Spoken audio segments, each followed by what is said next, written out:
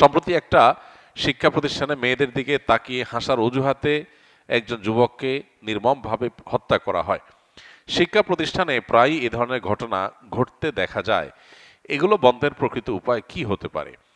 দেখুন, প্রথম কথা হলো, এদেশে মানুষের জীবনের কোনো মূল্য আমরা এখনো নির্ধারণ করতে পারি নাই, নিশ্চিত করতে পারি নাই। মানুষের বেঁচে থাকার অধিকার নিশ্চিত করতে পারি না। এটা হলো আমাদের সবচেয়ে বড় দুর্ভাগ্যের বিষয়। আমরা অনেক লম্বা লম্বা কথা বলি, অথচ প্রায় সময় ধরনের ঘটনা শোনা যায় যে একজন মানুষকে ধারণার ভিত্তিতে, কোনো অভিযোগের ভিত্তিতে পিটিয়ে মেরে ফেলা হয়েছে। যারা মেরে ফেলেছে তাদের শাস্তি নিশ্চিত হয়েছে, এইরকম ঘটনা আমরা শুনতে পাই না। খুবই দুর্ভাগ্যজনক একটা বাস্তবতা। কবে আইনের শাসনে দেশে প্রতিষ্ঠা হবে, কবে হাই হ্যালো বন্ধ হবে, কবে প্রভাবশালীদের প্রভাবের দৌরাত্মে মাজলুমরা ন্যায় বিচার পাওয়া থেকে বঞ্চিত হওয়া বন্ধ হবে, সেটা একমাত্র আল্লাহ ভালো জানেন। তবে আমাদের সবাইকে সংকল্প করতে হবে সেদিকে যাওয়ার, এবং সেদিকে যেতে যারাই বাধা হবে তাদের বিরুদ্ধে দাঁড়ানো আমাদের প্রত্যেকটা মানুষের কর্তব্য। দেখুন, মেয়েদের বিষয়গুলোকে অবশ্যই একজন মুসলমান হিসাবে আমরা খুব শ্রদ্ধার সাথে, সম্মানের সাথে দেখব।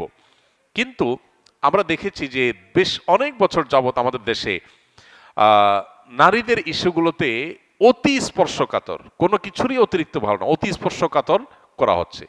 একজন নারীর দিকে তাকে হেসেছে, সেজন্য একটা যুবককে পিটিয়ে মেরে ফেলতে হবে, এটা একদিনে তৈরি হয় নাই। এর আগে আমরা দেখেছি কোন নারীর টিপ নিয়ে নাকি কি বলাতে একজন পুলিশের চাকরি চলে যায়, অথচ সেটা পরে অভিযোগে, সেই অভিযোগটা তদন্তে প্রমাণিত হয়নি, অসত্য প্রমাণিত হয়েছে, কিন্তু তার চাকরি তিনি আর ফিরে পান নাই। তাহলে নারী হলেই তার ব্যাপারে অতি স্পর্শকাতর হয়ে যাওয়া, অতি সংবেদনশীল হয়ে যাওয়া, একেবারে আধাজল খেয়ে নেমে যাওয়া, এই অতিভক্তি চোরের লক্ষণ।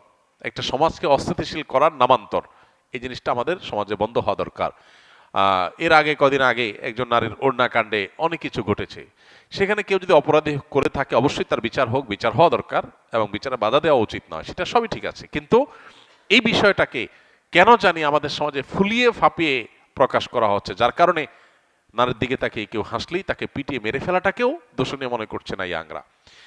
এখানে আরেকটা বিষয়, যারা পিটিয়ে মেরে ফেলেছে ওই মেয়ের ফোন কলে এসে, তারা নিশ্চয়ই তার সাথে লিঙ্কেড।